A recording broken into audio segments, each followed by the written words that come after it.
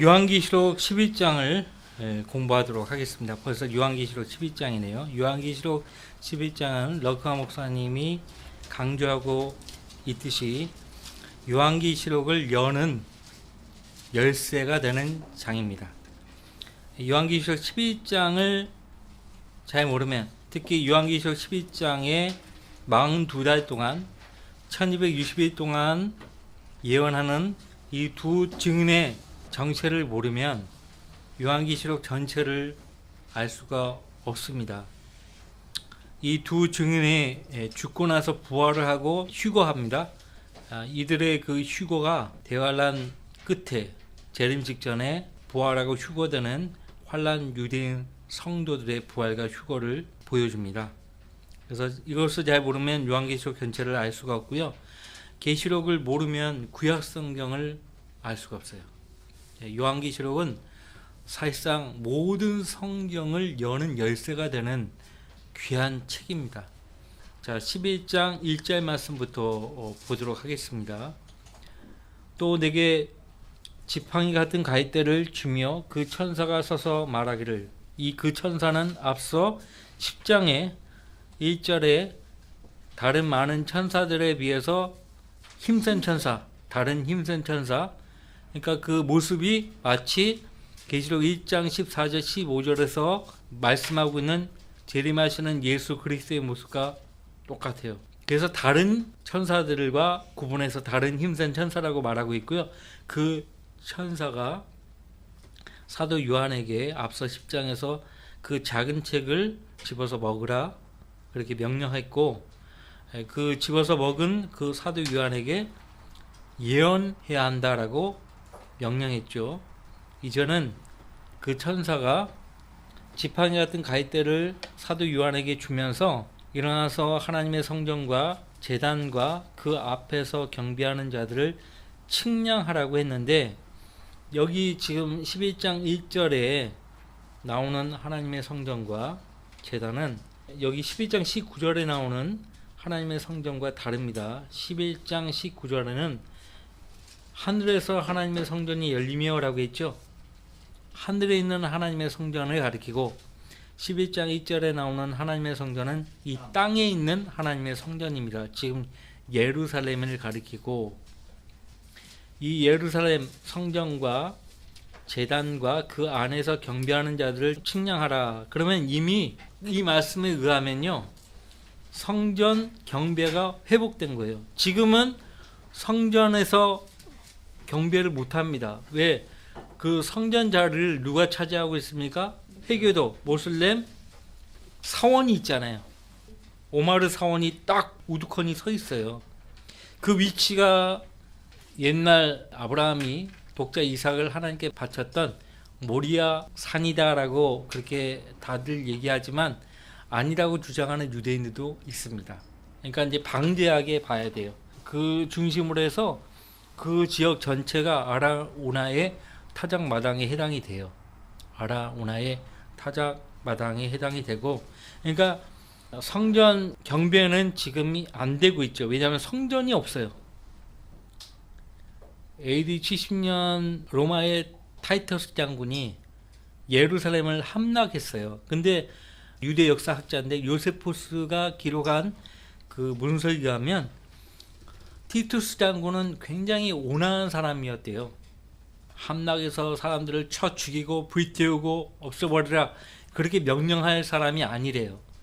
근데 어떻게 성전이 그렇게 다 터가 없어질 만큼 그렇게 다 무너뜨렸는가? 그러니까 주님이 돌 위에 돌 하나도 남지 않고 다 무너지리라 미리 예언하셨기 때문에 그렇게 된 것입니다. 어떻게 된 것인가? 성전터 밑에 금이 숨겨져 있다. 그 소문을 듣고 그 금을 캐기 위해서 로마 병사들이 성전터를 다 헤쳐버린 거예요. 다 무너뜨리고 그 금을 찾느라고. 그래서 그것 때문에 다 무너져 버린 거예요. 그래서 지금 다 무너져 버리고 성전터입니다. 성전 그 터의 서쪽에 위치한 벽의 일부만 남아 있어요. 유대인들은 통곡의 벽이라고 부르지 않고 서쪽 벽이라고 그렇게 부르고, 통곡의 벽이라고 하는 것은 그 유대인들이 울면서 기도하는 모습을 보고 그렇게 이름 붙여진 것입니다. 통곡의 벽이라고 이름 붙여진 것이고, 유대인들 입장에서는 서쪽 벽이라고 그렇게 부릅니다. 일단은 제가 나누어 드린 이 좀 그 프린트물을 보시면 이 연도가 사실상 이게 그 연대기 학자들에 의하면 다 시기가 다 차이가 있어요. 그런데 제가 그냥 딱 기준을 딱 정해서 우리 러크만 주석 성경의 연대에 따라 맞춰 가지고 제가 정리를 한 것입니다.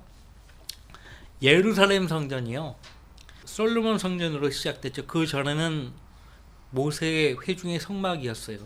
성막이었다가 다윗이 하나님께 집을 짓겠다고 맹세했는데 전쟁으로 피를 많이 흘렸기 때문에 하나님 명령대로 아들이 성전을 짓게 하셨고, 솔로몬이 성전을 지었습니다. 자기 아내와 자기 자신을 위해서 궁을 짓는데 13년을 할애했지만 하나님의 집을 짓는데 7년밖에 할애하지 못했죠. 우린 열왕기상의 기록을 통해서 볼 수 있죠. 그래서 솔로몬 성전은 기원전 1012년부터 시작을 했어요, 건축이. 그 다음에 완공은 7년 끝났죠. 7년이라고 명확하게 성경이 나와 있으니까 기원전 1005년에 끝난 거고요. 기원전 586년 바벨론 느부갓네살 왕이요, 파괴할 때까지 419년 동안 존속했습니다. 먼저 606년에 와가지고 사람들을 사로잡아 갔어요. 성읍과 성전을 파괴한 시기는 586년입니다. 그 다음에 잘 아시듯 에스라, 느헤미야 기록을 통해서 알죠. 코레스 왕의 영을 하나님께서 감동케 하셔서 바벨론 땅에 사로잡혀 있던 그 백성들을 본토로 가라고 명령하죠. 모든 유대인들이 다 가지는 않았습니다만 본토로 이스라엘 땅으로 돌아간 그 유대인들, 에스라, 느헤미야, 또 학개서를 기록한 학개, 또 대제사장 여호수아, 또 수르바벨 유다 총독이 있죠. 수르바벨 유다 총독, 그들이 이제 중심이 되어서 이 성전을 건축합니다. 그리고 유다 총독의 이름에 따라 수르바벨 성전이라고 이름을 붙이죠. 그것은 536년부터 기원전 536년부터 공사가 시작되었는데, 느헤미야서의 기록을 통해서 보면 집요한 방해로 28년간 공사가 중단되는 것을 우리가 보게 됩니다. 그리고 다시 기원전 508년에 공사가 재개가 돼요. 공사가 재개가 되어서 4년 3개월 걸쳐서 공사가 끝납니다. 그래서 504년에 기원전 504년에 공사가 끝나죠. 그 내용이 에스라 6장 15절 말씀과 학개서 2장 15절 말씀에 기록되어 나옵니다. 그런데 기원전 63년에 로마의 폼피우스가 쳐들어와 가지고 성전을 다 허물어 버리죠. 그래서 441년까지 존속을 했습니다. 그리고 이제 헤롯 성전인데, 헤롯은 유대인이 아니죠. 이둠의 사람이에요. 에돔 사람이에요. 에돔은 아시겠지만 야곱의 형 에서에게 하나님께서 유업으로 주신 땅입니다. 그래서 에서와 그 에서의 후예, 그 자손이 이 에돔 땅에 유업을 두고 사는데 이둠의 사람이에요. 그래서 이방인이죠. 어떻게 보면 뭐 이방인이라고 구분할 수는 없지만, 왜냐하면 야곱의 형이고 형의 후손이니까 이둠의 사람이에요. 그래서 이상 헤롯 왕이 유대인들의 환심을 얻기 위해서요, 화려하고 수르바벨 성전보다 더 화려하고 웅장하게 개축을 했어요. 그러니까 수르바벨 성전이 1이라면 헤롯 성전은 3이에요. 그 크기가 3배예요. 3배 이상이 돼요. 3배 이상의 크기로 헤롯이 개축을 했는데, 이건 추정입니다. 여러분들 그 여백에다가 쓰세요. 헤롯 성전. 기원전 25년에 성전 터를 공사했어요. 확장 공사를 했어요. 성전터가 더 넓어졌습니다. 기존의 성전터보다 넓혀졌고, 이 확장된 성전터 위에 성전 건축이 더 크게 건축되기 시작했는데, 그것이 기원전 19년이에요. 그 다음에 기원전 10년에 성전 공사가 일부 마무리가 됐어요. 전체 마무리가 안 됐어요. 그래서 예수님 당시까지도 성전 건축이 계속되고 있었어요. 그래서 기원전 10년에 성전 공사가 일부 마무리가 되었기 때문에 성전에서 경배가 시작되었다고 합니다. 근데 예수님 당시 요한복음 2장 20절에 보면 예수님이 이 성전을 헐라고 했죠.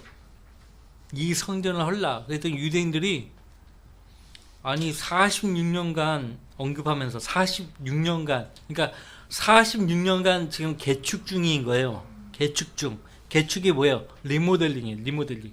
개축 중인데 헐라고 말하니까 어처구니 없다는 듯이 반응을 보인 거죠. 그래서 이 헤롯 성전은 AD 63년까지 계속되었습니다. 그러니까 총 건축 기간이 82년이에요.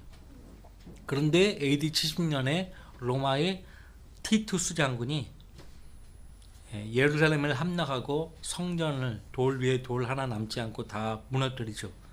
거기에 써 있어요. 성전의 돌들뿐만 아니라 성전 아래에 묻혀 있다고 생각한 금을 찾기 위해 성전 땅 전체를 갈아엎었어요. 그래서 마태복음 24장 2절 말씀이 부분적으로 성취된 거예요. 역사적으로 부분적으로 성취된 것입니다. 근데 이것이 그때로만 한정되는 것이 아니고 앞으로 대환란 때 완전하게 이루어질 말씀이에요. 결국 헤롯 성전은 7년 만에, 완공된 지 7년 만에 파괴됐죠. 82년 동안 개축을 했는데 7년 만에 그냥 다 파괴돼 버린 거예요. 돌 하나도 돌 위에 남지 않고. 그러면 지금 성전이 없어요. 성전 그냥 그 서쪽 벽 일부만 남아 있는 거예요. 서쪽 벽 일부만 남아 있어요. 그것도 그 남아 있는 그 벽에 또 올리고 해가지고 좀 높이까지 올라갔는데,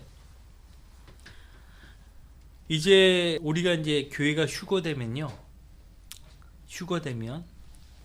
어떤 일이 일어나는가? 거기 환란 성전이라고 했죠. 지금 교회가 들림받아야 이것이 착착착 이루어지는 거예요. 그러니까 대환란 초기에 적그리스도와 유대인 간에 맺을 언약이 확정이 된 후에 성전 건축이 시작되는데, 거기 옆에 그 중간 부분에 보면 성전 건립에 필요한 모든 준비가 이미 어떻게 됐다고요? 완료가 됐어요. 사실상 뉴욕 타임즈에 의하면 1967년부터 준비가 되기 있어요. 1967년부터 성전 건립에 필요한 모든 건축 자재, 대리석 이런 모든 것들이 뉴욕항에 딱 준비가 되었어요. 뉴욕항에. 상당한 시간이 걸렸죠. 지금 지났죠. 그리고 지금 그 교재 보시면 최근이요. 미국 크리스천 헤드라인에 따르면 신문사죠. 미국 텍사스주의 한 농장에서 5마리의 붉은 암송아지가 이스라엘로 공수되었다. 2022년 올해죠. 9월 유대 랍비들의 확인을 거쳐 성전의 희생 제물로서 준비가 되었다. 어떤 근거하에 이 붉은 암송아지를 준비했는가? 그러니까 민수기 19장에 따라. 민수기 19장의 내용을 자세히 보면은 붉은 암송아지, 멍에 매지 않은 어린 암송아지 있잖아요. 그 붉은 암송아지를 잡아다가 하나님께 바치고 그 태운 재를 모아가지고 흐르는 물에 그 재를 넣어서 성결의 물로 따로 만드는 거예요. 그래서 그 성결의 물, 성결케 하는 물로 사람부터 시작해서 그 시체를 만진 사람, 재물을 만진 사람, 옷이 더러워진 사람, 그 성결의 물로 깨끗하게 하는 거예요. 그러니까 이 사람들이 민수기 19장에 따라 붉은 암송아지를 생각한 것은 지금 자기들이 깨끗하지 않은 상태에 있다는 것이에요. 깨끗하지 않은 상태에 있기 때문에 성결의 물을 가져야 한다면 그 성결의 물을 만들기 위해 송아지의 재가 필요한데 그 송아지는 반드시 민수기 19장에 따라 붉은 암송아지여야 한다. 멍에 매지 않은 암송아지여야 한다는 것이에요. 근데 붉은 암송아지가 찾기가 굉장히 어렵습니다. 근데 우연히 미국 텍사스주의 한 농장에서 그것도 한 마리도 아니고 5마리의 붉은 암송아지를 발견하게 되고 그래서 이스라엘로 공수해가지고 유대 랍비들의 확인을 거쳐 성전의 희생제물로 이미 딱 준비해 놨다는 거예요. 준비해 놓으면 뭐예요? 중요한 건 지금 아직도 중동이 하얗고 어디입니까? 예루살렘, 이스라엘이에요. 아직도 예루살렘 성전 보면은 기독교 지역, 유대인 지역, 회교도 지역으로 구분이 되어 있죠. 서로 경비원을 세워가지고 이쪽에서 이쪽으로 못 가게 하고 관광객이 아니면 유대인은 저쪽 지역으로 못 가고 모슬렘 회교도는 이쪽 지역으로 못 오고 못 오는 거예요. 서로 경계하고 있어요. 그러니까 이 유대인 단독으로 성전 재건을 할 수가 없어요.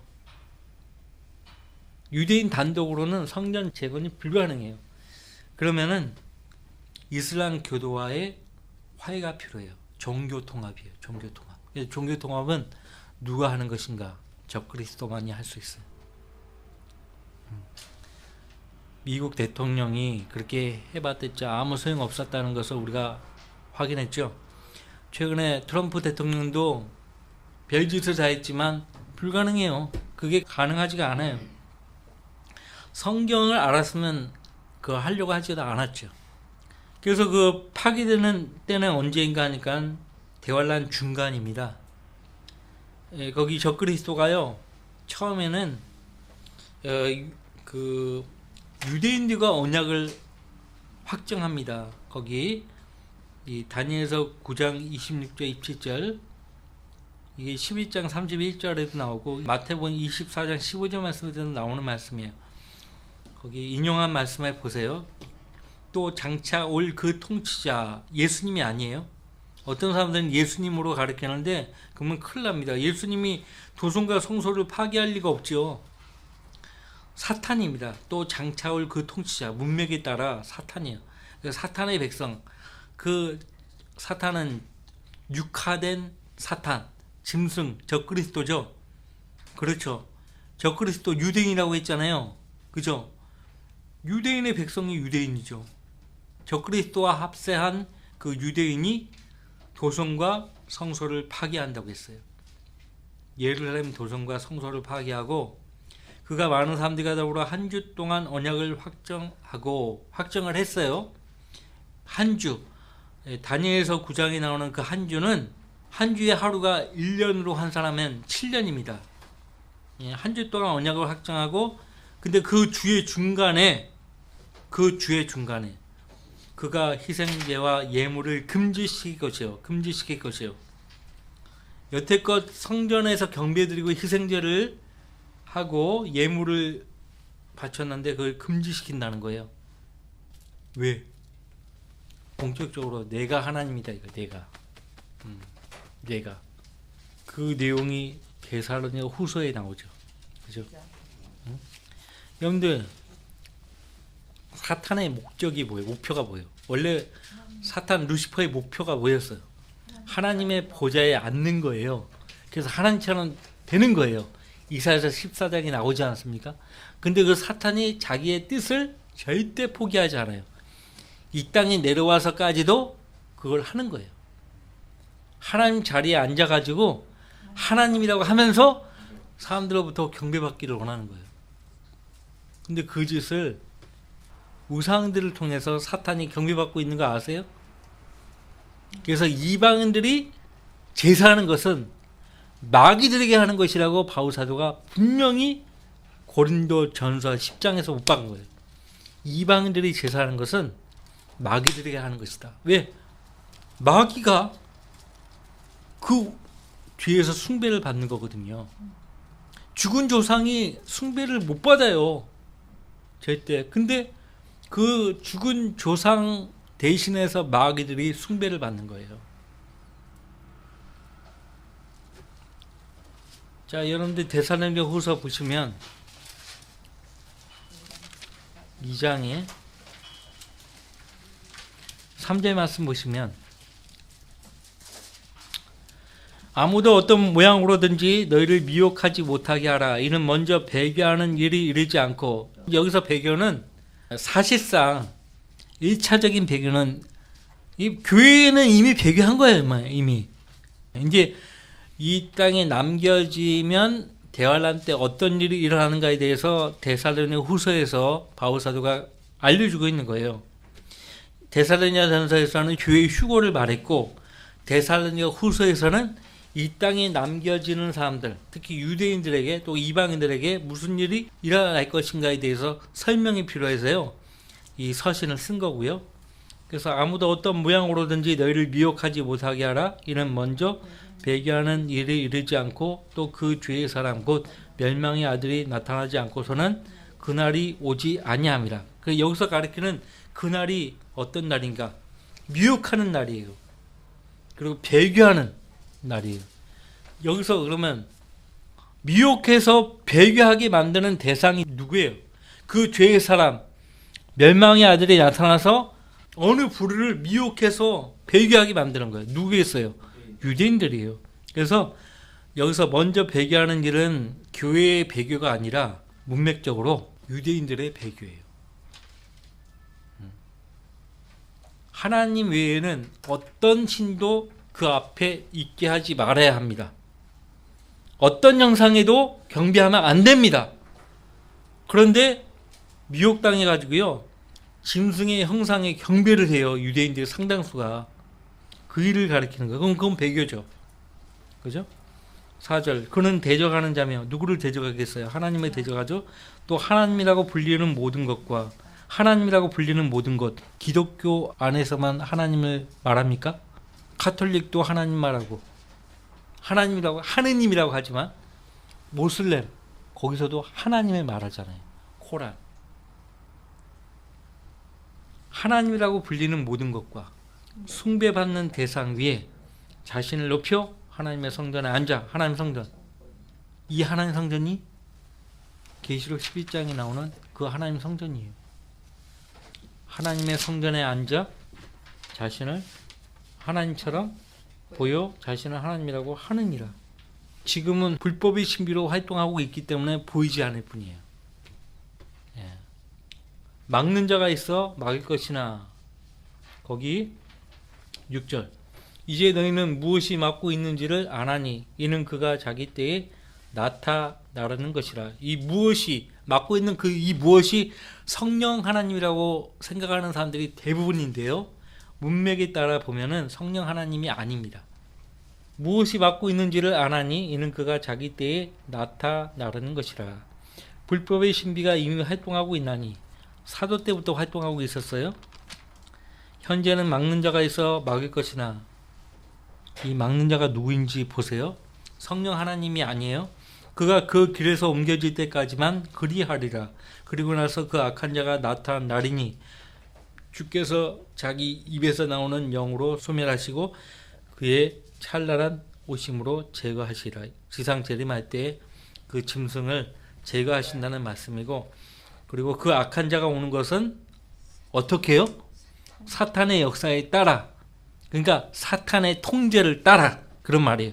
사탄의 통제를 따라 모든 능력과 표적들과 거짓 이적들과 멸망하는 자들 안에 있는 모든 불의의 속임수로 오는 것이니, 이는 그들이 속임을 당하는 유대인들뿐만 아니라 이 세상에 남겨지는 모든 사람들이 누구라고 가리키고 있죠?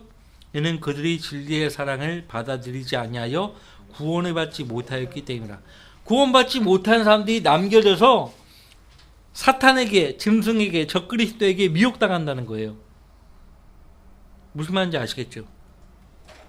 그래서 이로 인하여 하나님께서 그들에게 강력한 미혹을 보내시어 거짓말을 믿게 하시면 진리를 믿지 않고 불을 좋아하는 모든 자로 심판을 받게 하려 하심이라. 땅에서 받는 심판이 대환란이고 지옥에서 받는 심판이 영원한 형벌입니다.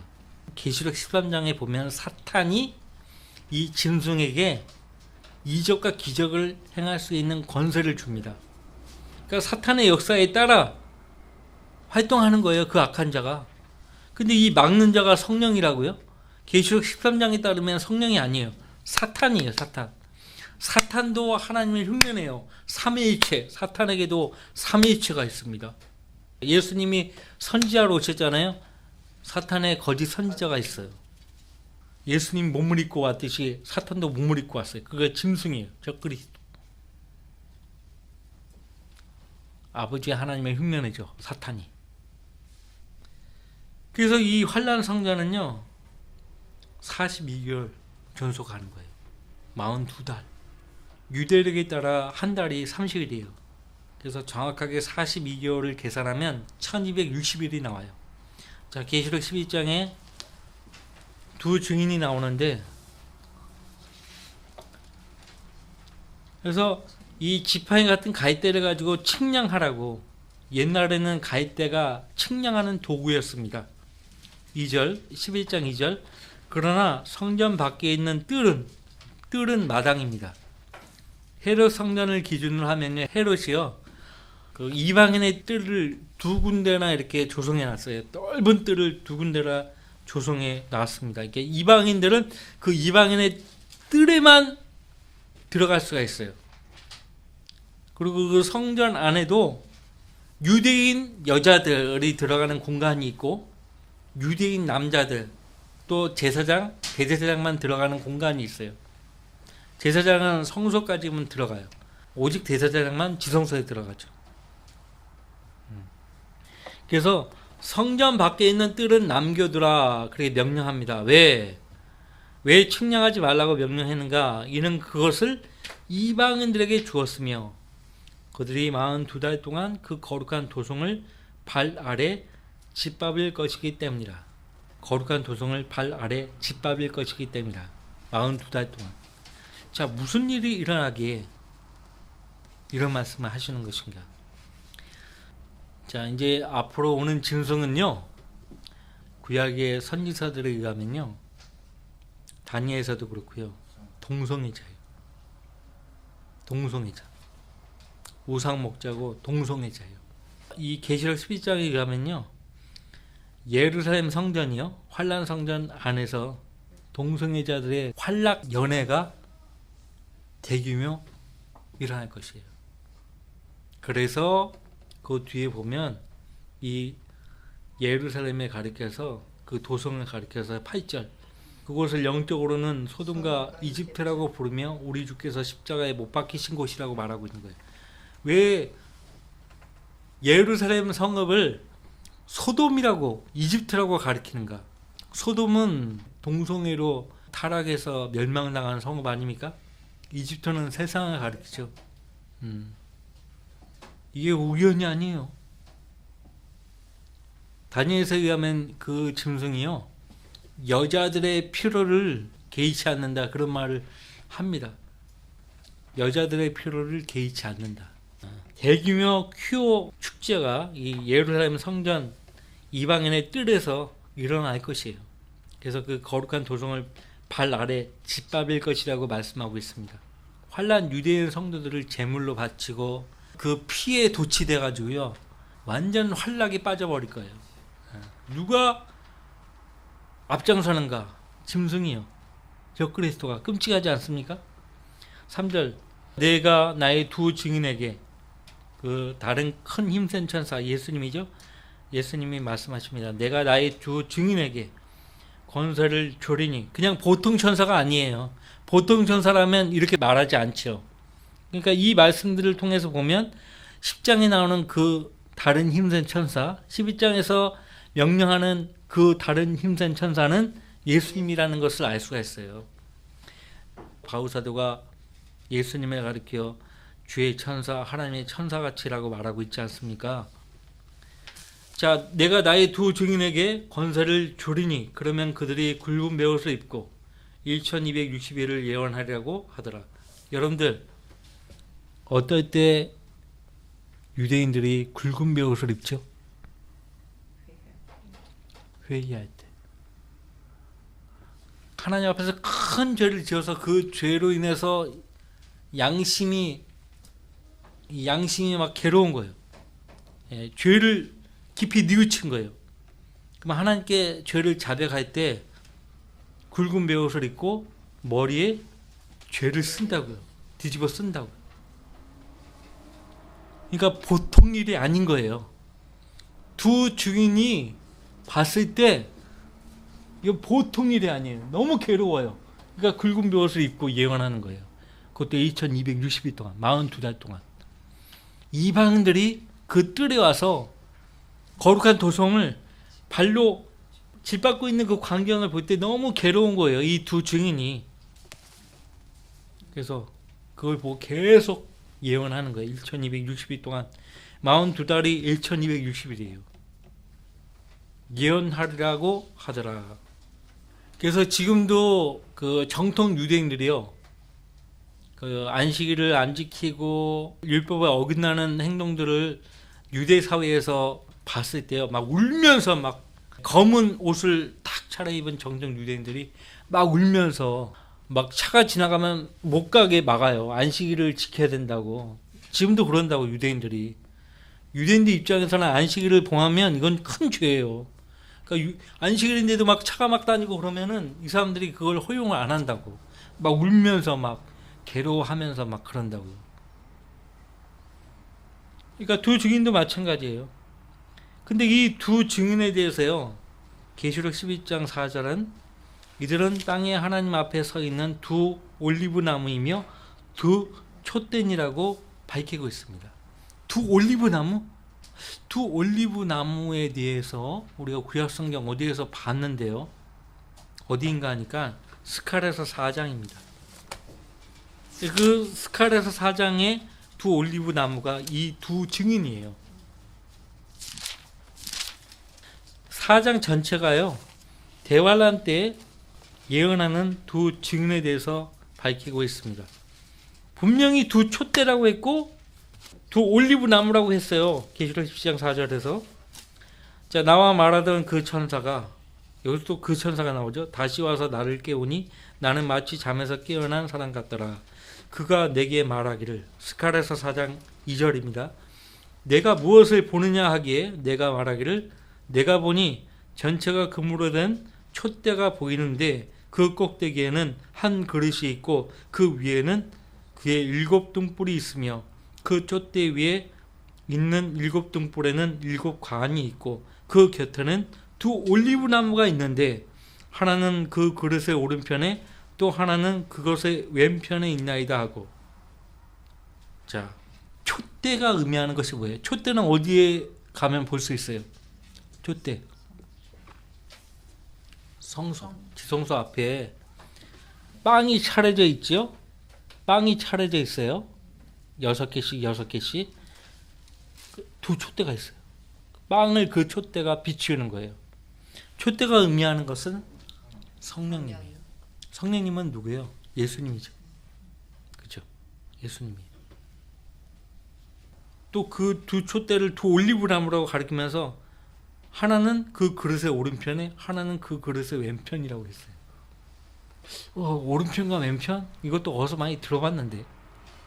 세베대의 아들 요한과 야고보의 어머니가 예수님 앞에 찾아와서, 주님, 우리 두 아들을 하나는 주의 오른편에 하나는 주의 왼편에 세우소서, 앉게 하옵소서 했더니 예수님께서 뭐라고 말씀하셨어요?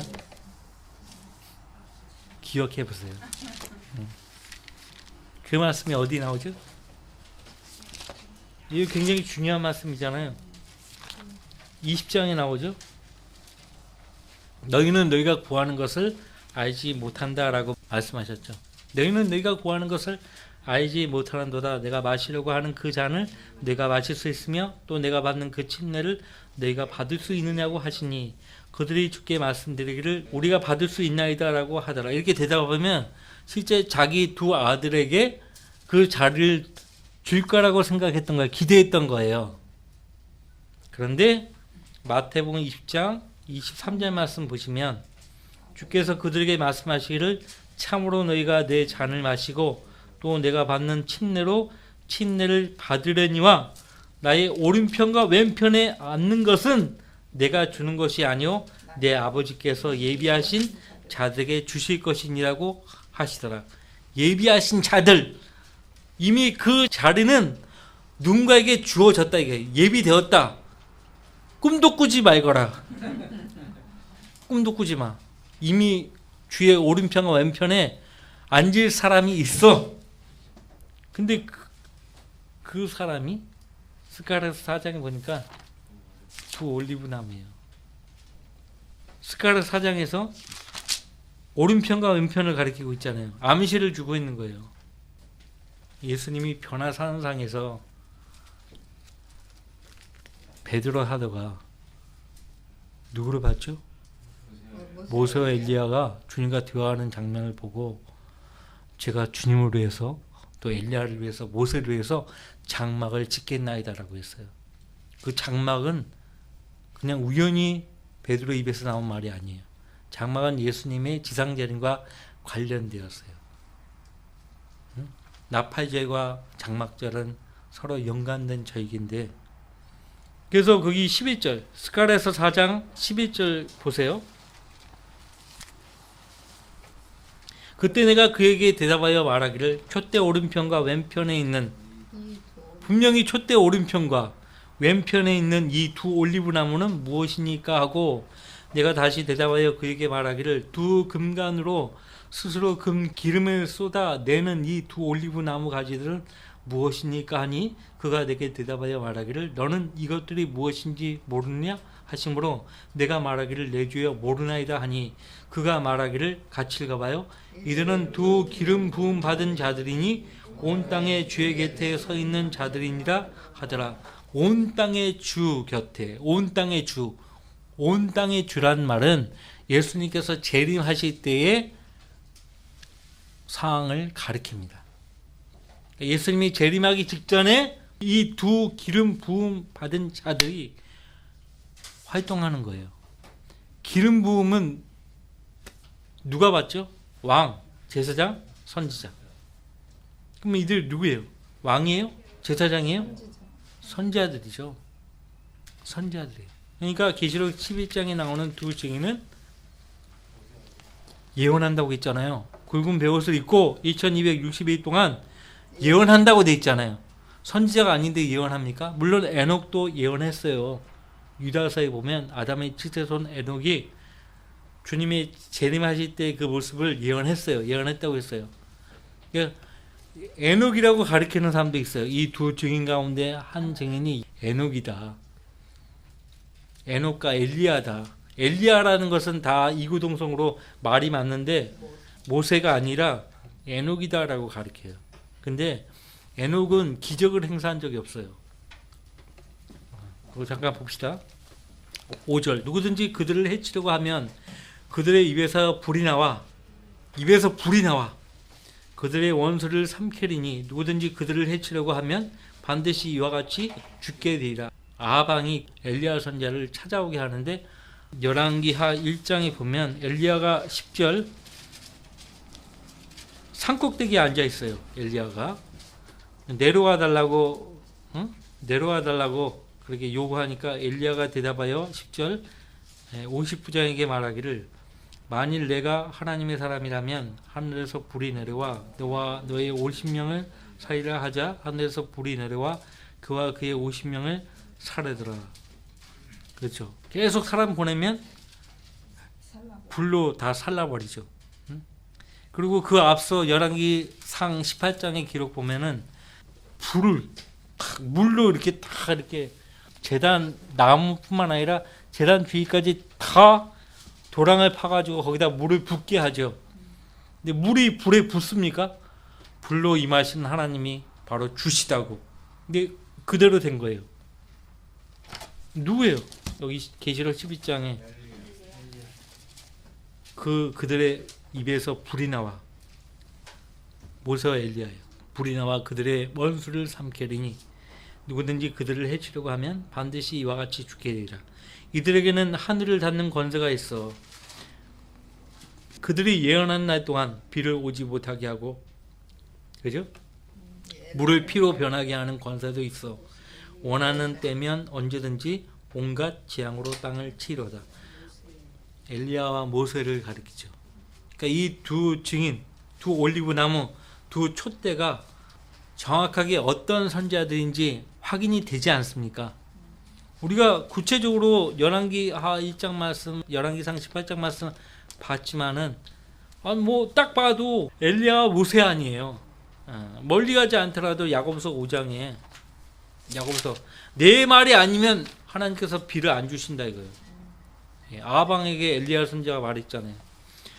사도 야고보도 야고보서 5장 17절 말씀에 엘리야는 우리와 같은 성정에 속한 사람이지만 똑같다 이거예요. 우리와 똑같은 사람이다 이거예요. 비가 오지 않기를 간절히 기도하였더니 3년 6개월이나 땅에 비가 오지 않았고, 하필이면 3년 6개월이에요. 하필이면. 우연이 없어요. 성경의 모든 기록은요 절대 우연으로 기록된 그런 말씀이 없어요. 하필이면 3년 6개월이에요. 아방은 적그리스도를 예표하는 인물이죠. 사탄에게도 아내가 있어요. 계시록 17장 18장에 나오는 창녀. 이세벨은 창녀예요. 창녀가 꼭 남편을 버리고 다른 남자와 몸을 섞어서만이 창녀가 아니에요. 영적으로 하나님 버리고 다른 우상들에게 마음을 줘버린 사람은 다 창녀에 해당되는 거예요. 그래서 로마 카톨릭은 하나님을 하나님이라고 안 부르잖아요. 누군지 정확하게 우리가 확인했죠. 스가랴서 4장과 더불어 다음 주 이어서 공부하도록 하겠습니다. 이거 굉장히 계시록 12장의 상황은요 엄청 심각한 상황이에요. 지금 사람들에게 갑자기 그런 일이 발생하면 사람들이 놀라니까 미리부터 사람들에게 맛을 보여주죠. 퀴어 집회가 대규모로 퀴어 집회하는 나라가 어딘지 아세요? 미국이 아니에요. 텔아비브, 지금 현재는 텔아비브예요. 이제 예루살렘 될 거예요. 이제 여러분들 텔아비브에서 예루살렘을 수도로 지정하게 되면 이제 퀴어 집회가 예루살렘 한가운데서 하게 된다고. 그러니까 그게 결코 좋은 게 아니에요. 이거 지금 굉장히 끔찍한 상황입니다. 이런 일은 우리가 들림받아 올라가야 이루어지는 것이에요. 자, 기도하고 마치겠습니다.